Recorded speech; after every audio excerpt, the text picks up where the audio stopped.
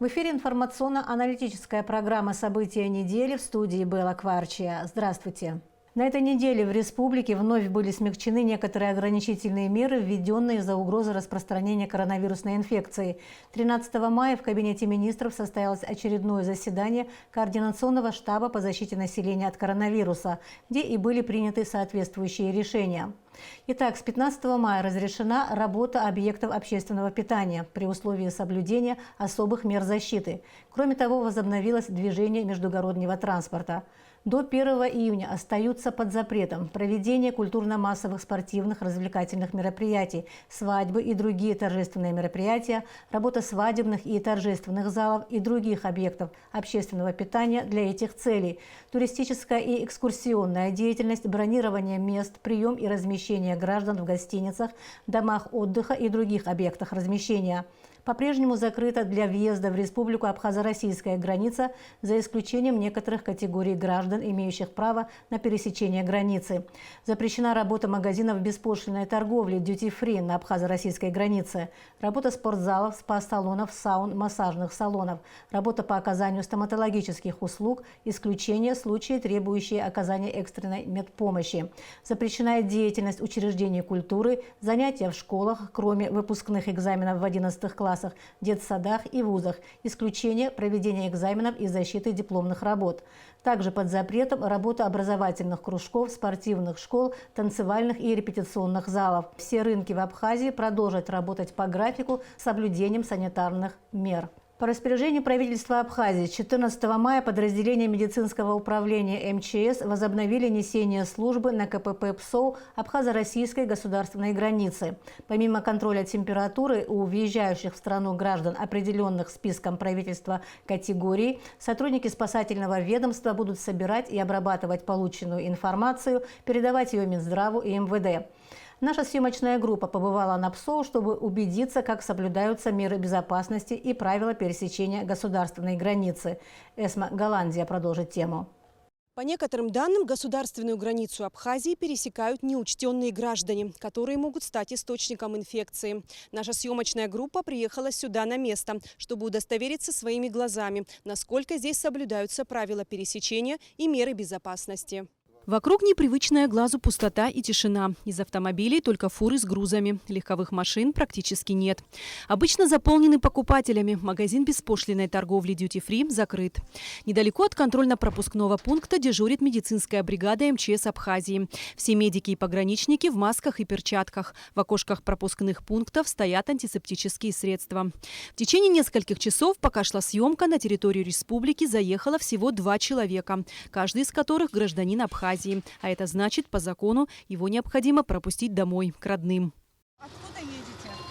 С Адлера. В отпуск. Работаю там, просто в отпуск домой. Но я перешел 2 апреля. Вы перешли на работу, да, 2 Да, апреля? да. Возвращаетесь? Вот сегодня. Все, после я в отпуску с 20 числа на месяц. После обязательного прохода через тепловизор и осмотра документов въезжающие оставляют свои контактные данные.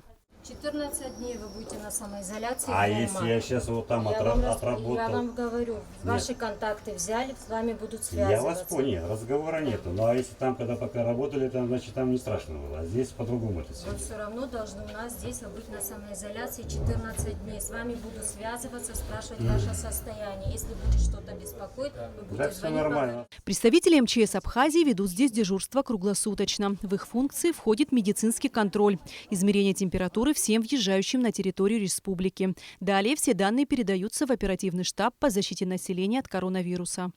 Функции в основном наши медицинские. Измерить температуру. Сперва на тепловизоре. Если тепловизор среагировал, мерим бесконтактным. Если опять же он реагирует больше 37, мы должны измерить ртутным термометром. Если у него температура высокая, выше 37, мы докладываем в штаб. Сперва в координационный штаб. И они уже сами решают, подослать нам машину скорой помощи. Они будут ждать, пока машина не приехала на изоляции, чуть подальше они сидят обычно, тот раз так было. А если нет температуры, они едут домой. Мы всегда проверяли заезжающих в Абхазию, вплоть до тех даже фуры, 7-я военная база, граждане Абхазии, студенты, едущие домой. Даже те, которые на диализе едут утром туда и вечером возвращаются, все равно всем мерили. Что касается выезжающих из Абхазии, их было значительно больше. Мы встретили целую группу граждан Молдавии, которые работали здесь по найму. По их словам, возможность вернуться к себе на родину у них появилась только сейчас. Работали, закончили работу в марте, и начался вот это все. И вот мы 1,5 месяца здесь делаем документы, звонили в посольство Молдавии, оно связывалось с российской. Вот только сейчас сделали нам 16 по 18, мы должны перейти Россию транзитом. Однако в Россию продолжают выезжать и наши сограждане. По словам опрошенных, при переходе границы их предупредили, что по возвращении в Абхазию их будет ожидать 14-дневная изоляция дома, либо по желанию в гостинице «Айтар». Нам нужно по личным обстоятельствам, по поводу учебы пересечь границу, по неотложным обстоятельствам. А какие именно, можете сказать? Ну, конкретно нужно забрать документы в университете, потому что учеба, как понимаете, у нас прервалась неожиданно, мы не были к этому подготовлены, и обстоятельства вынуждают пересечь, но меры соблюдаем. А где вы учитесь? Сочинский университет. А когда возвращаетесь? Ну, не на определенный срок, то есть жилье у нас оплачено, мы снимаем, поэтому, в принципе, все вещи там находятся, то есть как только уже будет свободный переход границы, мы собираем свои вещи и возвращаемся обратно. А у вас есть подтверждающие это какие-то документы? Ну вот, собственно, мы за ними и едем. То есть зеленый паспорт, который там находится, у меня все документы. То есть мы оставили свои вещи, приехали, взяв какие-то необходимые. Вот у меня паспорт красный, а все остальные документы находятся по ту сторону границы. Мы едем в роддом, нам нужно встать на учет. С такой целью и едем. Вы сопровождающая беременная? Да, я сопровождающая. А вы знаете, что вы когда будете назад заезжать? У нас должна быть самоизоляция, мы в курсе. Но у нас другого выхода нет. По словам начальника КПП ПСОУ Андрей Чуаз, все правила перехода границы соблюдаются в полном режиме. Из Абхазии могут выезжать граждане России, следующие в один конец. На территорию республики можно въехать только с абхазским паспортом. Свободно пересекать границу имеют право российские военнослужащие, дипломаты и водители, выполняющие международные грузовые перевозки. Кроме того, основанием для перехода границы может являться направление от Минздрава Абхазии или наличие свидетельства о смерти близкого родственника. Таким образом, после пересечения границы дальнейшая ответственность за инфекционную безопасность во многом ложится на самих людей. Вопрос о том, можно ли отдавать эту проблему на откуп человеческой сознательности, остается открытым. Эсма Гуланзе, Алексей Агухава, Абхазское телевидение. Исполняющий обязанности главы администрации Сухума Беслан Эшба провел инспекцию по набережной Сухума. Его сопровождали заместители главы столичной администрации Леон Кварчи и Астамур Ашуба, а также начальники служб и управления администрации. Мэр и сопровождающие его лица прошли по набережной от Красного моста до поворота на Маяк. По итогам инспекции соответствующим службам были поставлены задачи по благоустройству набережной. Мэр начал инспекцию с того, что бросается в глаза – мусор и непокушенная трава. Уже можно сказать, в глаза бросается, что трава подросла. Наверное, значит, не надо будет 2 раза в месяц хотя бы. Значит, приводить в порядок вот такие детские, чтобы там не было никакого мусора. Это надо делать каждый день.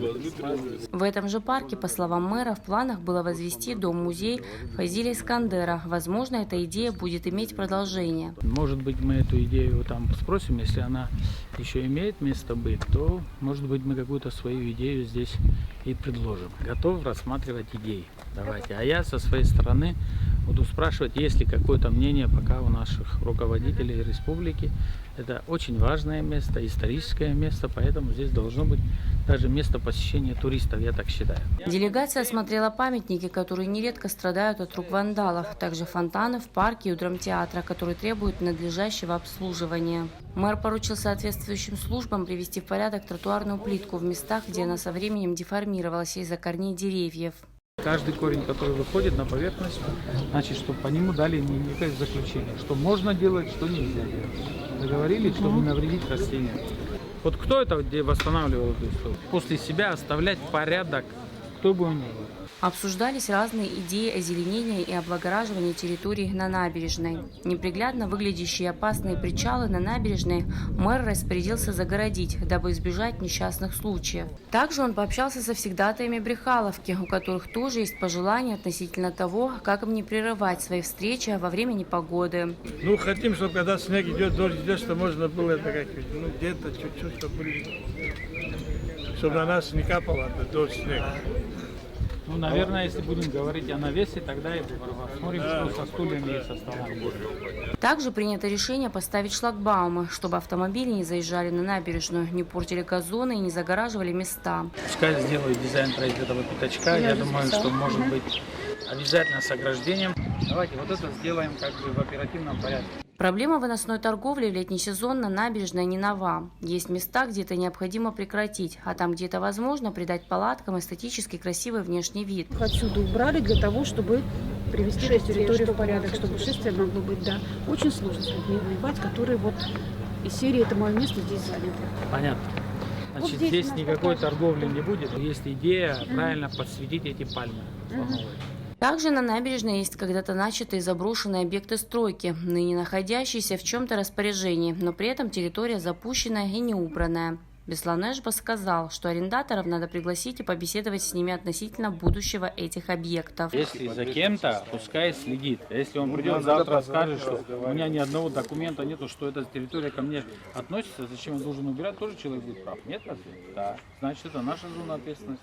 Тем более, если вы говорите, что договор аренды или там пользования никто не продлил. Значит, мы просто находим способ отодвинуться от этих видов работ. Мэр отметил, что все выявленные проблемы и недостатки должны быть решены. Начинается летний сезон. И несмотря на некоторые ограничения в данный момент в связи с коронавирусом, главное место отдыха туристов и местных жителей не должно выглядеть неприглядно. Элана Какалис, Тамур Акаба, пресс-служба администрации города Сухум.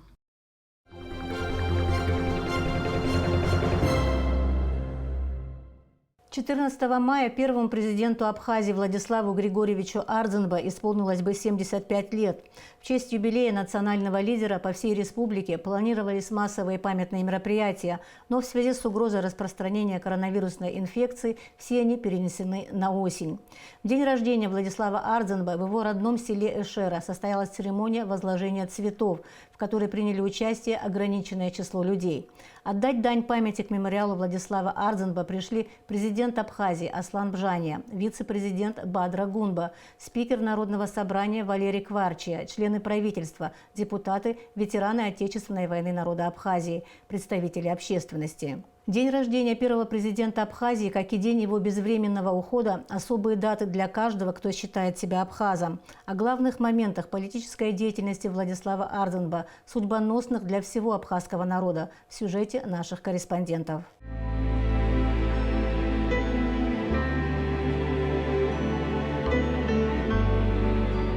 С каждым годом время отдаляет нас от эпохи Владислава Ардзинба. Однако человеческая память заботливо хранит имя того, кто отдал жизнь служению Родине. Из поколения в поколение мы всегда будем говорить «наш Владислав», подразумевая одного единственного. Владислав Ардзинба пришел в политику из науки. Он достиг больших успехов в изучении древних народов Малой Азии, в частности, исчезнувших хеттов. По его признанию, он не представлял, что когда-нибудь, оставив любимое дело, займется политикой. Однако бурный исторический процесс, захлестнувший Советскую империю, а вместе с ней и Абхазию, распорядился по-другому. Точкой отсчета политической деятельности Ардзинба стало выступление на съезде народных депутатов СССР. Его знаменитая речь о положении абхазского народа взволновала тогда очень много людей. Интересен тот факт, что перед съездом партийная иерархия делала все, чтобы Владислав не выступил и не озвучил темы, которые не устраивали Грузию. А грузинские депутаты, в свою очередь, воспользовавшись его отсутствием, убрали в зале табличку «Абхазия». Владислав все вернул на место и выступил, несмотря ни на что, потратив времени ровно столько, сколько было отведено регламентом. Решение общегосударственных задач немыслимо без учета проблем и интересов всех регионов страны, независимо от того, где они находятся. Предусмотренный действующей Конституцией правовой статус автономной республики приводит к фактическому национальному неравноправию и неравенству. Такое деление народов на ранги является прямым наследием сталинизма, а также административно-командной системы, которая фактически ведет к унитаризации, что особенно отразилось на автономиях. А дальше началось самое страшное. Вооруженная агрессия Грузии и освободительная война 1992 года, которую возглавил Ардзинба, стали тяжелейшим испытанием для нашего народа. Уже будучи избранным председателем Верховного Совета Республики, он обратился с призывом к своим гражданам. Граждане Абхазии, Сегодня совершена агрессия против нашей республики. Без какого-либо повода войска Госсовета при поддержке бронетехники и вертолетов с боями вторглись на территорию суверенной республики Абхазия. С нами хотят говорить только на языке пушек и автоматов. В этот трудный для нашей Родины час я обращаюсь к каждому ее гражданину, какой бы он национальности ни был, встаньте на защиту Абхазии. В таком единстве мы непобедимы. «Свобода Апсны – смысл всей моей жизни», – говорил Владислав Григорьевич. Следуя его зову, люди обретали смелость, шли вперед и прорывали осаду. Ему приходилось работать на пределе физических сил. Каждая неудача и каждая смерть болью отражались в его сердце. В условиях войны в полной мере проявились мужество, твердость характера, политический талант, потрясающая работоспособность и целеустремленность лидера нации. Ему приходилось планировать военные операции, находить вооружение для продолжения войны, решать вопросы тылового обеспечения тысяч беженцев. И, несмотря ни на что, он упорно вел народ к победе. Все народы имеют право на самоопределение. В силу этого права они самостоятельно определяют свой политический статус, свое экономическое, социальное и культурное развитие. Вот это, то есть, право народа на самоопределение является частью прав человека. Мы на протяжении тысячелетий имеем свои определенные границы. Эти границы были, они могли меняться больше, меньше и так далее. Но на протяжении уже столетий они определены как от реки Ингур до реки Псоу. Так что это наши границы, они признаны и зафиксированы, в том числе зафиксированы в конституциях и Грузии, и Абхазии, и Союза СССР. Причем в этих конституциях сказано, что территория автономной республики, даже бывшей, не может быть изменена без ее согласия. В результате войны Абхазия впервые за многие годы обрела свободу. Следующий этап, послевоенный период, для Владислава Арзенба был таким же сложным, как и предыдущие. Были те, кто поддержал республику, в то время как многие международные политические оппоненты всячески выкручивали ему руки. Грозили, требовали, ставили ультиматумы. Руководству Абхазии во главе с Арзенба приходилось преодолевать разруху. Ему удалось заново выстроить все институты государственной власти и заложить правовые основы для развития страны. Одним из важнейших моментов этого процесса стало принятие новой конституции.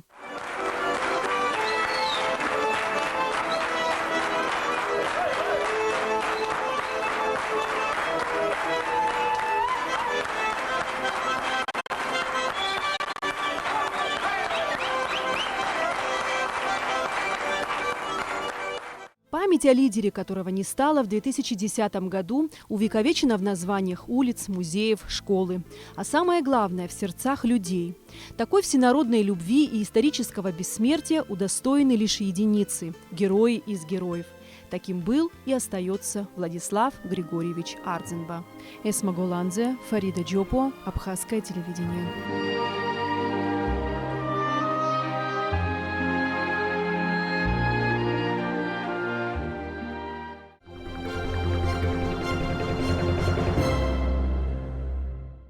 В соответствии с Конституционным законом о выборах депутатов Народного собрания парламента Республики Абхазия 12 мая Центральная избирательная комиссия назначила повторные выборы депутатов Народного собрания по Кындыкскому избирательному округу номер 31, Гудаутскому избирательному округу номер 18, Бзыбскому избирательному округу номер 10 и Атхарскому избирательному округу номер 14.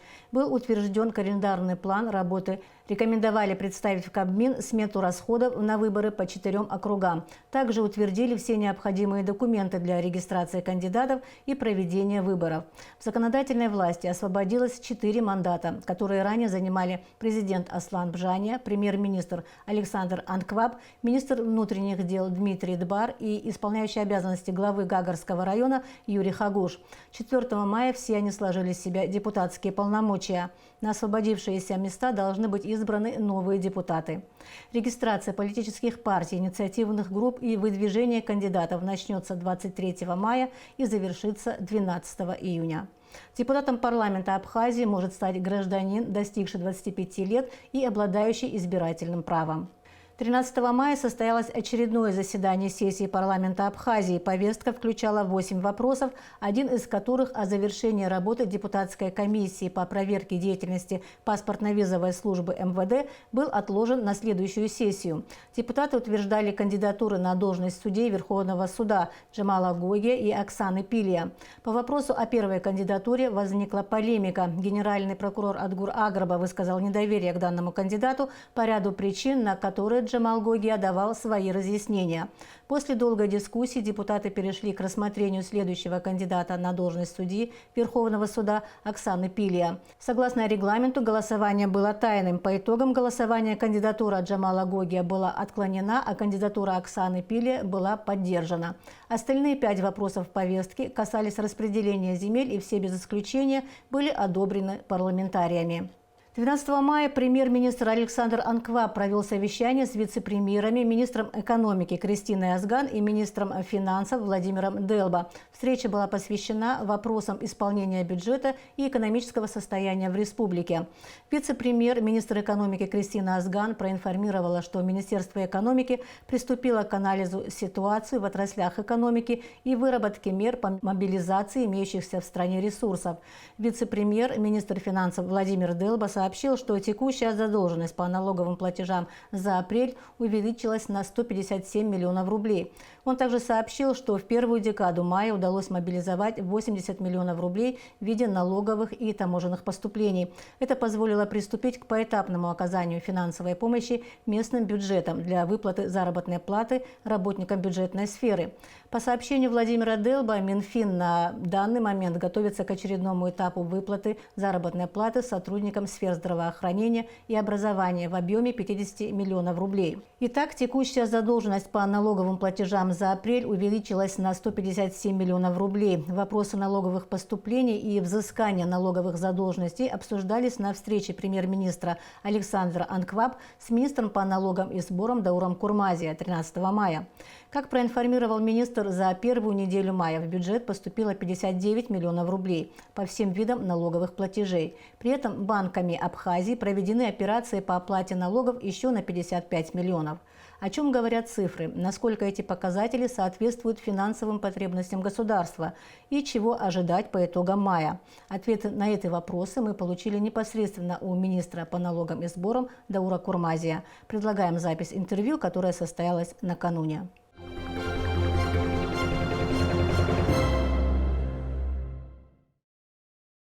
На встрече с премьер-министром прозвучали некоторые цифры. Каковы эти показатели, насколько они соответствуют тому, что необходимо для нашей страны, для нашего бюджета? И могли бы вы сказать о том, каков будет месяц май по налоговым платежам? На встрече с премьером обсуждались цифры, связанные с объемом поступлений за первую неделю мая месяца. На сегодняшний день у нас есть данные по 12 мая включительно. Фактически объем поступлений за 12 дней мая составил 133 миллиона рублей, что составляет порядка 70% от плановых показателей за май. Поэтому мы прогнозируем, что прогнозировали, было сказано об этом на встрече с премьером, что отставание в мае месяце будет значительно меньше, чем отставание в апреле месяце.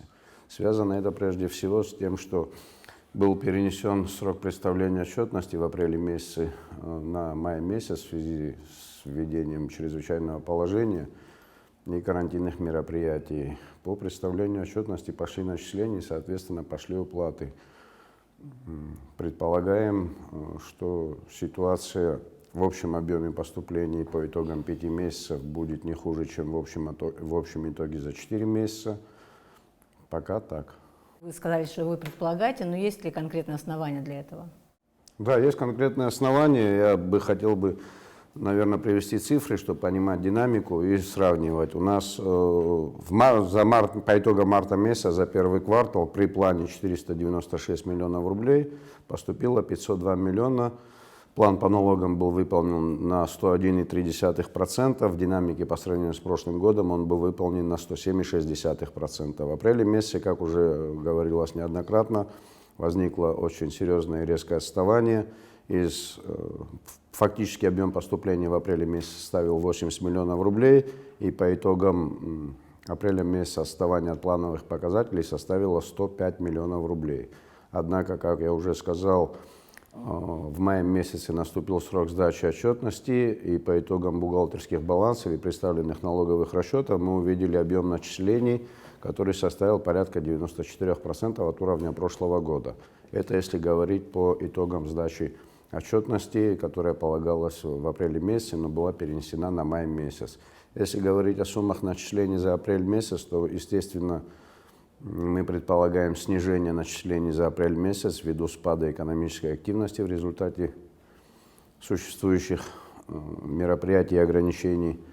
И срок сдачи расчетов по налогу на добавленную стоимость 15 число, практически сегодня последний день. По итогам сдачи отчетности будет проведен анализ поступившей информации, будут сравнительные данные. Ну а то, что касается сферы малого бизнеса в части плательщиков спецналога и плательщиков патента, то в соответствии с декретом исполняющего обязанности президента они были в полном объеме освобождены от уплаты налогов за апрель и май месяц, соответственно, там в полном объеме будет снижение платежей. Вот каковы источники платежей? Кто все-таки в основном оплачивал в апреле месяце, ну и в части мая? Объем налоговых платежей в апреле месяце был, скажем так, минимальный. Основными плательщиками были наиболее социально ответственные налогоплательщики. Но в мае месяце у нас все предприятия, все без исключения, которым подлежало представить отчетность и начать платить налоги, начали платить налоги, за что, честно говоря, лично я им весьма благодарен за социальную ответственность, за понимание ситуации, за понимание тех проблем, которые существуют в государстве, потому что налоги – это прежде всего источник исполнения социальных обязательств государства. Это выплата заработной платы и всех остальных.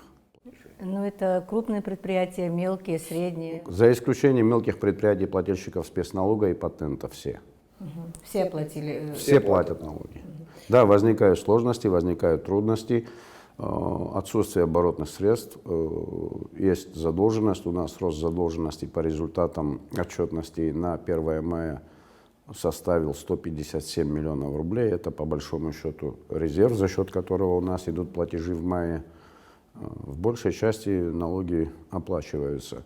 Ну а там, где возникают трудности, у нас есть взаимопонимание с предпринимателями. Вот так называемые вот эти налоговые каникулы, они вообще действуют? Налоговые каникулы объявлены в отношении, еще раз, плательщиков спецналога и патента, пока предложение у правительства формируется по поводу предоставления, возможно, дополнительных льгот и льгот для предпринимателей, для налогоплательщиков. Этот вопрос будет рассматриваться, но все вопросы будут рассматриваться, исходя в том числе из возможностей бюджета. Могли бы вы назвать наиболее крупных налогоплательщиков? Но это не только на данный момент, это практически всегда. Это компании сотовой связи, Аквафон, Амобел, Вина и Воды и большое количество предприятий. Очень большое количество предприятий, это сотни тысяч наших налогоплательщиков. Понятно, что экономический кризис связан с пандемией, но тем не менее в налоговой службе всегда стояла проблема администрирования налогов, лучшего администрирования налогов. Как в этом плане сейчас обстоят дела? Занимаетесь ли вообще этой проблематикой или же пока отложили этот вопрос? Нет, занимаемся, не можем откладывать этот вопрос в полном мере, но занимаемся им следующим образом. И в этой части данная ситуация в некоторой части ускорила те процессы, которыми мы занимались до этой ситуации. В первую очередь это обеспечение сдачи отчетности, своевременной сдачи отчетности, это контроль за сдачей отчетности, это анализ данных отчетности. Ну и нами с самого начала был предпринят шаг, это ограничение всяких плановых мероприятий налогового контроля, налогового администрирования. То есть тем налогоплательщикам, которые нам представляют своевременный отчет, указывают суммы налогов, если у нас не возникает к ним вопросов, мы стараемся практически не беспокоить. Но, к сожалению, в отношении недобросовестных налогоплательщиков, не представляющих отчетности, не уплачивающих налоги, скажем так, в систематическом характере, это не те, у которых возникли финансовые сложности в данный период времени, а те, которые систематически не уплачивают налоги, в отношении этих предпринимателей осуществляются и будут осуществляться меры налогового контроля. Как все это время работала налоговая служба, то есть перешла полностью в режим онлайн, ну, я имею в виду во время ограничительных мер и чрезвычайного положения? Во время ограничительных мер налоговая служба, согласно указа президента, тоже была направлена на карантин, за исключением дежурных работников, и была предусмотрена такая возможность предоставления отчетности электронным способом, но учитывая, что срок сдачи отчетности был сдвинут, то, соответственно, таких операций было осуществлено немного. Вы говорили о том, что есть какие-то договоренности с предпринимателями, которые сейчас испытывают сложности, если они не могут сейчас заплатить налоги, к примеру, да?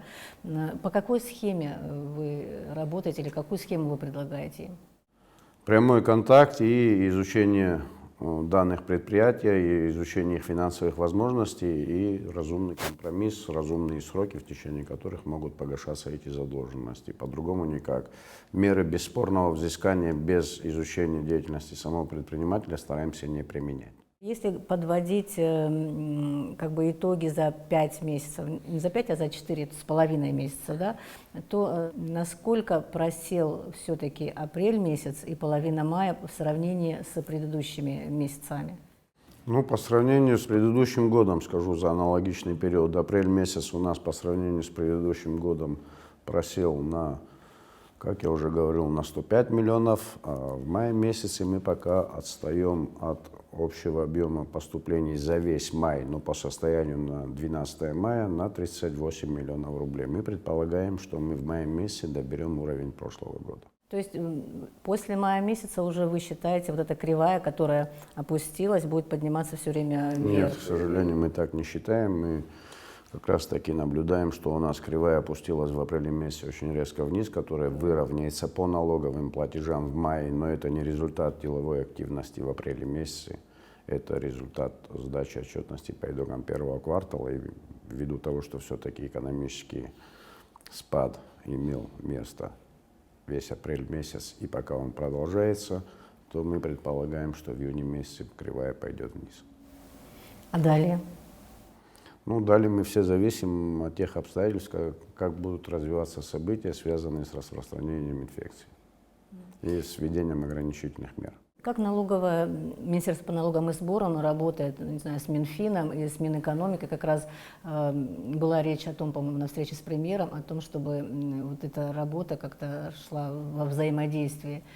Или же вы как-то не соприкасаетесь друг с другом? Мы ежедневно соприкасаемся с Министерством финансов практически, потому что мы электронно получаем информацию о поступающих платежах от Управления казначейства после обработки с опозданием в день-два. Практически ежедневная совместная работа с Министерством финансов по вопросу учета поступаемых платежей ведется. С Министерством экономики эта работа не так регулярно производится, но, естественно, в данных условиях она будет наверняка проводиться чаще, для того, чтобы максимально качественно учитывать возникшую ситуацию и состояние экономики. Ну, как вы думаете, все-таки, несмотря на то, что действительно тяжелые времена и у предприятий, и вообще в экономике, да, и в связи это и с кризисом тоже экономическим связано, не только с пандемией, но тем не менее, как вы видите, будут ли расти налоговые поступления с тем, чтобы это все-таки хватало нашему населению на хотя бы минимальные потребности, да, в зарплате для бюджетников и прочее? Налоговые поступления производные от экономической активности, от результатов экономической деятельности предпринимателей. Это более чем отчетливо стало видно в последнее время. И чем лучше будет развиваться экономическая деятельность, тем лучше будут поступать налоги. Конечно, есть сфера вопросов налогового администрирования в части неучтенных оборотов, неучтенных в налогообложении предпринимателей. Эта работа будет продолжаться, но пока говорить о возможной оценке этого объема не приходится. Это систематическая работа, которая должна проводиться регулярно, и она, естественно, будет проводиться. Результат каждой налоговой проверки будет выявлять определенный рост налоговых поступлений. Ну, если исходить из показателей за первый квартал этого года, что мы имеем положительную динамику, а эту положительную динамику, опять-таки, мы имеем по результатам отчетности представленной, у меня есть определенные, конечно, сомнения, что у нас и в первом квартале текущего года был экономический рост по сравнению с прошлым годом, но показатели все-таки немного улучшаются. А что может сделать налоговая, кроме администрирования, для того, чтобы какие-то показатели как-то улучшились? Или же она просто работает по итогам той ситуации, которая есть в стране? Вопрос администрирования заключается не только в контроле итогов, но и предупреждение нарушений. Возможно предупреждение нарушений, создание тех условий для благоприятствования для добросовестных налогоплательщиков и наоборот неблагоприятных условий для тех, кто старается уклоняться от уплаты налогов. В частности, вот на встрече с премьер-министром обсуждались вопросы задолженности. Я слышал, что возникают вопросы, связанные с тем, что как можно в таких условиях передавать задолженности в правоохранительные органы и принудительно взыскивать. Здесь речь совершенно не шла о том, что в настоящее время у нас эта работа проводится очень активно. Речь идет о задолженностях налогоплательщиков, злостно уклоняющихся от уплаты налогов. Ну да, длительное время. Представляли информацию с 2018 года, да? Да, это результат работы с 2018 года. Министерство по налогам и сборам во взаимодействии со службой судебных исполнителей разработало порядок работы, организации этой работы, согласовали документы, согласовали механизм взаимодействия. И эта работа была начата, да, она не сразу начала давать результаты, но, как говорится, дорогу осилит идущий. И на сегодняшний день уже определенные результаты работы есть, и они пока не столько в суммарном выражении нас впечатляют, сколько в количественном. То есть налогоплательщики в количестве уже привлекаются к вопросу погашения задолженностей. По результатам, кстати, в том числе и 2019 года.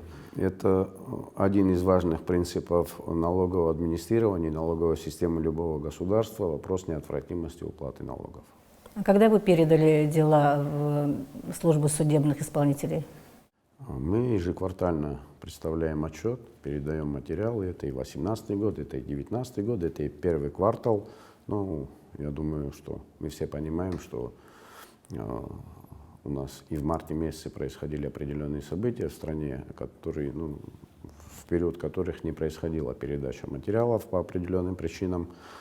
Не самое подходящее время для организации такой работы. То есть для обеспечения качественного взыскания, качественного налогового администрирования в стране должна быть стабильность. Вы говорили о 200 делах, которые переданы в службу судебных исполнителей. За это все с периода за 2018 год, начиная с 2018 года. Вот как именно в их отношении обстоят дела? Вот в их отношении работа и проводится службой судебных исполнителей. И имеют место случаи, когда регулируются сроки и порядок погашения задолженности, имеют место случаи исполнения полного обязанностей по уплате задолженности, и имеют место случаи, когда возникают проблемы, связанные с невозможностью взыскания задолженности, и, возможно, в дальнейшем эти материалы будут передаваться в другие органы. Насколько обращение в службу судебных исполнителей эффективно, насколько потом эти средства все-таки возвращаются в бюджет, насколько активно начинают предприятия и налогоплательщики платить выполнять свои обязательства? У нас, скажем так, в массе своей граждане законопослушные. Если возникают условия неотвратимости уплаты налогов, то люди понимают, что их платить придется, и идут навстречу. При таком подходе и Министерство по налогам и сборам, и служба судебных исполнителей, в свою очередь, тоже идет навстречу, то есть регулируются сроки, регулируется порядок. Это не разовое требование погашения всей суммы задолженности, тем более эти задолженности, которые образовывались длительные годы.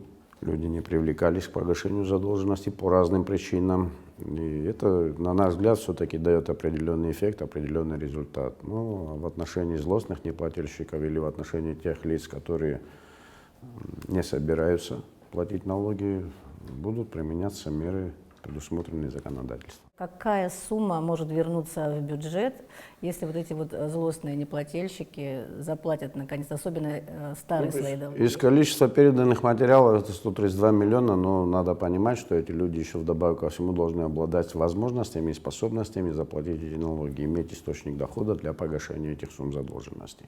Если такой источник дохода будет присутствовать, служба судебных исполнителей задолженность взыщет. Если на данный момент такой возможности нету, то эта сумма будет у них на контроле, и в дальнейшем она при появлении источников дохода будет у них все, в любом случае взыскиваться. Во многих странах преступления налогового характера караются очень сурово. Были ли у нас случаи, когда за неуплату налогов кто-то привлекался к ответственности? К ответственности люди привлекались, но не к уголовной. Вопросы такие возникали, но мне таких случаев неизвестно, когда кто-либо был привлечен к уголовной ответственности за неуплату налогов. Есть проблемы, на наш взгляд, связанные в этой части с законодательством, в нормах Уголовного кодекса и возможности реализации этих норм. И в частности, в 2018 году нами была предложена одна небольшая поправка в законодательство, в налоговое законодательство, в частности, закон о налоге на добавленную стоимость, требования для обоснования права вычета по НДС, представление выписки с реестра налогоплательщиков с сайта Министерства по налогам и сборам. Вот это как раз та ситуация, которая не позволяет налогоплательщику, о чем я говорил, предупредительные меры, не позволяет налогоплательщику безнаказанно уйти от уклонения от уплаты налогов. И он вынужден будет либо совершить подлог документов, либо не нарушать закон. Но в случае, если он совершит подлог документов, то тогда у правоохранительных органов будет доказательство для привлечения к уголовной ответственности. Вы вновь назначены на должность министра по налогам и сборам. Скажите, пожалуйста, насколько, на ваш взгляд, тяжел этот груз в новых условиях того, что сейчас происходит? Сложность экономической ситуации, которая существует, я думаю, оценивают все граждане, без исключения. К сожалению, это коснулось всех сфер предпринимательской деятельности, гражданской жизни. Каждый на себе ощущает те проблемы, которые возникли в связи с экономическим кризисом по результатам угрозы распространения инфекции. Естественно, это сказывается и на работе налоговых органов. Конечно, это усложняет работу, конечно, создает дополнительные проблемы в работе. Ну, как говорится, прямые функциональные обязанности. Ну, не самая легкая ноша. Я бы немножко сказал по-другому.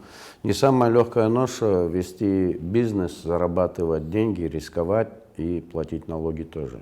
Поэтому самое трудное – это создавать экономическое богатство, создавать добавочную стоимость и создавать источник прибыли.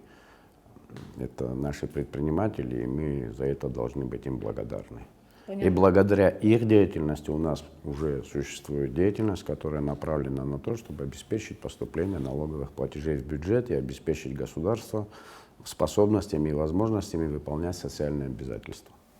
Понятно, что Министерство по налогам и сборам, оно просто исполняет закон, который существует в республике, но тем не менее есть разные, скажем, мнения у предпринимателей по поводу налогового законодательства. Вот как вы считаете, сложнее в таких условиях работать, когда люди или не хотят, или не понимают, или считают несправедливым какой-то налог, но тем не менее вынуждены его платить? Конечно, когда люди принципиально в глубине души не согласны с тем, что они должны платить налоги или что это налогообложение несправедливо, это вызывает гораздо большие сложности во взаимоотношениях с налогоплательщиками, нежели если ситуация в принципе экономически обоснована и оправдана. В этой ситуации, ну, скажем так, серьезных споров не возникает. Поэтому, конечно, наше налоговое законодательство должно постоянно совершенствоваться, постоянно реформироваться, но реформы должны носить положительный характер как для налогоплательщика, так и для государства. И тут как раз-таки всегда должен находиться компромисс, эти вопросы должны обсуждаться в рабочем порядке. Решение, которое может удовлетворить всех и всегда практически не существует. Если одну категорию предпринимателей устраивает одно решение, то другую категорию предпринимателей такое решение, допустим, может не устраивать. И нельзя забывать в том числе про интересы государства. Интересы государства – это увеличение доходной части бюджета, за счет которого можно было бы увеличить выплаты заработной платы, выплаты пенсионных обеспечений и всего остального. Ну, в частности, в настоящее время в разработке находится проект по единому социальному налогу, который должен, во-первых, снизить административную нагрузку на налогоплательщика, упростить работу, упростить учет и изменить качество администрирования этого платежа. Ну, вот, как будет реализован этот законопроект, как он будет принят законодательным органом, покажет время, как он будет дальше работать. Благодарю за интервью. Спасибо большое. Спасибо.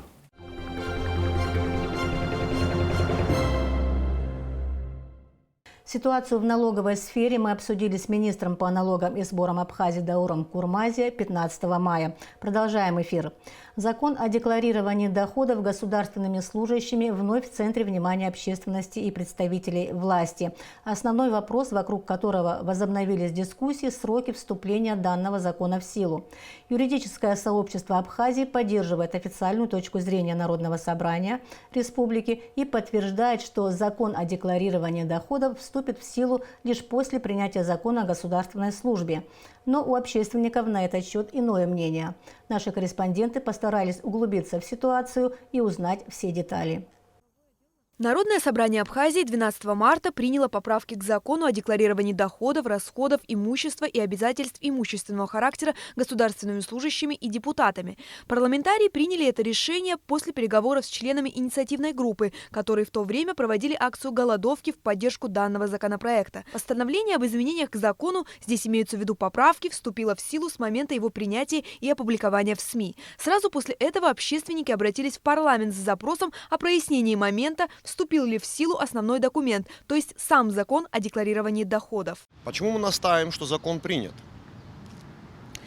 Статья поправки. Вот это сам закон. Закон о декларировании государственными служащими и депутатами. Вот это поправки к закону. Эти поправки не к какому-то другому закону. Это не какой-то отдельный закон. Это закон о внесении поправок к этому закону. Когда вы эти поправки вносите в этот закон, то он читается следующим образом. Настоящий закон вступает в силу с момента его опубликования. То есть он вступил в силу. Подписан исполняющим обязанности президента, принят большинством голосов в парламенте. Ни один депутат ни от своего лица, ни от лица парламента не может заявить о том, что закон не вступил в силу. Тот человек, который понадеется, что как бы это сказать, что вот канцелярский финт, иначе не назовешь, дескать, вступили в силу поправки, но не вступил. Мы очень хотим, чтобы от лица государственных служб кто-то попытался вот эту, как бы сказать, поделикатнее даже, кто-то, чтобы высказал. Официальное мнение по поводу сроков вступления закона о декларировании доходов государственными служащими высказал и оформил ответным письмом в адрес общественников заведующий правовым и аналитическим отделом Народного собрания Геннадий Степанов. Я понимаю, почему, что ввело в заблуждение эту группу. Что вот этот закон о внесении изменений, во 2 статье указано, что настоящий закон вступает в силу со дня его официального опубликования. Это об изменениях. Но вот эти изменения не коснулись даты вступления в силу. Стало быть, закон в силу не вступил, но в силу вступили поправки к нему. Депутат Астамур Лого, выступающий за принятие закона о декларировании доходов, приложил немало усилий, чтобы досконально изучить ситуацию относительно сроков с юридической точки зрения. Безусловно, еще раз повторюсь, не в свое оправдание. Некоторые юридические тонкости я, значит, не досмотрел. И я думаю, что недопоняли большое количество граждан Абхазии, что, оказывается, так получается с юридической точки зрения, что поправки, которые приняты отдельным законом, они вступают в силу, а вот основной закон, где написано, что без принятия госслужбы он не будет работать, точнее после принятия закона о государственной службе он заработает, вступит в силу позже, после принятия государственной службы. Юристы это называют казуистикой юридической. Может быть, отчасти это и так. Я неоднократно говорил, что считаю, что он вступил в силу. Однако мне сегодня доказывают все юристы, что получается, что поправки вступили в силу, а сам закон не вступил.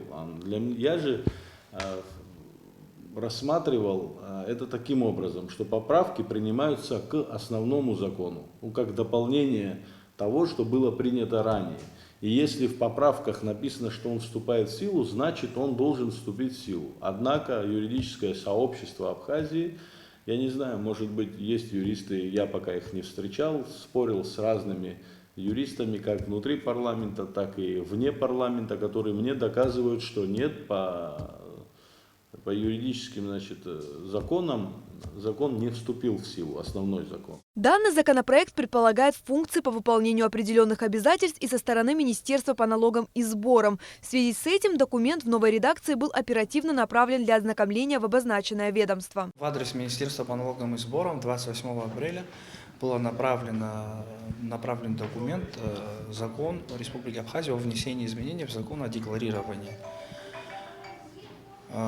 Соответственно, на второй день мы направили запрос в парламент с целью уточнения.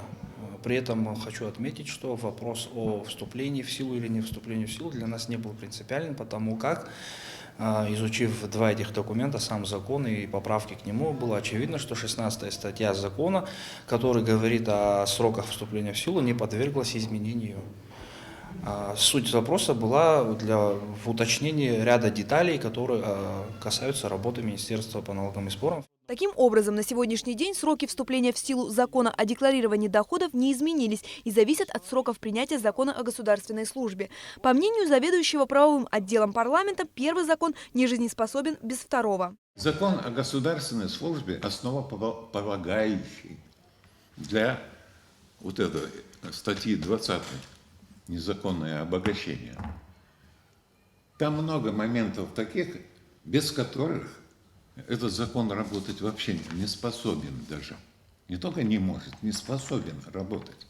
Закон о государственной службе регламентирует многие вопросы и организационного, и финансового плана, и структурные, некоторые моменты государственной службы именно. В свою очередь, активист Астамур Какалия выдвигает полностью противоположное мнение и утверждает, что закон о декларировании доходов абсолютно самостоятельный. Закон назывался «Закон о декларировании публичными служащими и депутатами».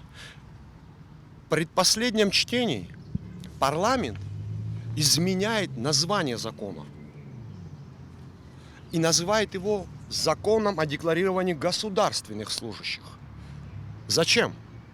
Чтобы увязать этот закон с законом о госслужбе и таким образом, чтобы это все пошло в долгую. Ныне избранный президент Республики Абхазия Жани Аслан Георгиевич неоднократно заявлял, что это закон самостоятельный. Он не зависит от закона о госслужбе. Он абсолютно самостоятелен, и он может вступить в силу. Мы очень рассчитываем на позицию президента в этом вопросе. Когда мы слышим, как закон Республики Абхазия о декларировании, о том, чтобы чиновники отчитывались за свои активы и активы своих семей перед народом Абхазии, называют правовым мусором, у меня вызывает это негодование. А знаете почему? Слушайте, президент республики говорит о том, что он лично верстал этот закон. Общественность приложила усилия к принятию этого закона. Сами авторы этих заявлений с нами участвовали в разработке этого закона. То есть вы собственную работу называете правовым мусором? Из слов парламентариев стало известно, что термин в названии закона был изменен по причине того, что понятие «публичный служащий» в официальном смысле не применяется в Абхазии ни к одному типу служащих. Поэтому и было принято решение поменять его на словосочетание «государственный служащий». Что касается привязки к закону о государственной службе, то этого можно избежать путем внесения новых поправок, считает депутат Астамур Логуа. Хочу сказать, что тему никто забалтывать не собирается. Буквально вчера, позавчера с рядом моих коллег как раз этот вопрос и обсуждался. Значит, в коридорах парламента есть два мнения. Одно, вот скажем так, я сейчас озвучу, то, что я предлагаю. Если мы не сможем быстро и качественно принять нормальный закон о государственной службе, мы можем принять поправку в тот закон, который приняли, которая будет гласить, что он вступит в силу, определим срок, через неделю, через 2 и так далее, условно говоря, убрав эту привязку к закону о государственной службе. Если там какие-то нужны, еще поправочки, безусловно, надо сесть и, продумав, их включить и нормальный закон, чтобы он начал работать. Второй вариант, все-таки ускорить принятие закона о государственной службе, который очень важен, кстати, для государства, не только для того, чтобы заработал данный закон, а вообще для того, чтобы понять, кто какого уровня чиновники у нас есть и так далее. Но там тоже есть свои сложности, они связаны с финансовыми, всякими делами, да? И по этой причине я все-таки склоняюсь к тому, что надо договориться и прийти к тому, чтобы внести изменения в принятый нами закон для того, чтобы отменить привязку к закону о государственной службе. Совещание по этому поводу было, и я хочу встретиться и с президентом Абхазии, который, кстати, был в ту пору депутатом, и в принципе вот этот проект закона, над которым мы работали, взят за основу был именно проект закона, зарегистрированный группой депутатов во главе со Славом Георгиевичем Бжани. Потому я думаю, что и ему будет очень интересно. Вот на следующей неделе, даст Бог, проведу встречу, расскажу, что на сегодняшний момент у нас есть, и послушаем его предложения. Может быть, и президент с какими-то предложениями выйдет в парламент. Стоит подчеркнуть, что само принятие закона как действие, вне зависимости от того, что документ пока не вступил в силу, предполагает подготовительную работу. В Министерстве по налогам и сборам специалисты уже занимаются модернизацией системы в соответствии с новыми требованиями к ведомству. С нашей стороны сделан ряд технических мероприятий, связанных с возможностью получения гражданами самих бланков деклараций. Это совершенно не говорит о том, что закон вступил в силу, это говорит о том, что закон принят. И в соответствии с принятым законодательством мы провели ряд зависящих от нас работ. Если у кого-то есть сомнения по поводу вступления или не вступления, или какие-то непонятки, связанные с законом об изменении или самим законом, есть информационно-правовые системы, такие как «Статус». Это абхазская организация, которая занимается систематизацией законодательства. Есть организация «Консультант Плюс». Абхазия – это филиал известного в России информационно-правовой системы «Консультант Плюс». То есть это организации, совершенно не ангажированные в каких-то внутриполитических абхазских каких-то спорах. И вы можете ознакомиться, любой юрист может ознакомиться с переработанной редакцией закона о декларировании государственными служащими доходов и расходов и так далее. Совершенно ясно, что в этой редакции и в той, и в другой правовой системе редакции закона можно увидеть, что 16-я статья изменению не подверглась. Очевидно, что данная тема в скором времени не перестанет быть актуальной для дискуссий и обсуждений в республике. Общественники и представители власти предостерегают граждан от оценки потенциальных результатов этого антикоррупционного проекта. Амелия Бисмарк, Степан Мартиросян, Томас Чаковани для событий недели. На этом наша программа подошла к концу. Я желаю вам всего доброго и до встречи в эфире.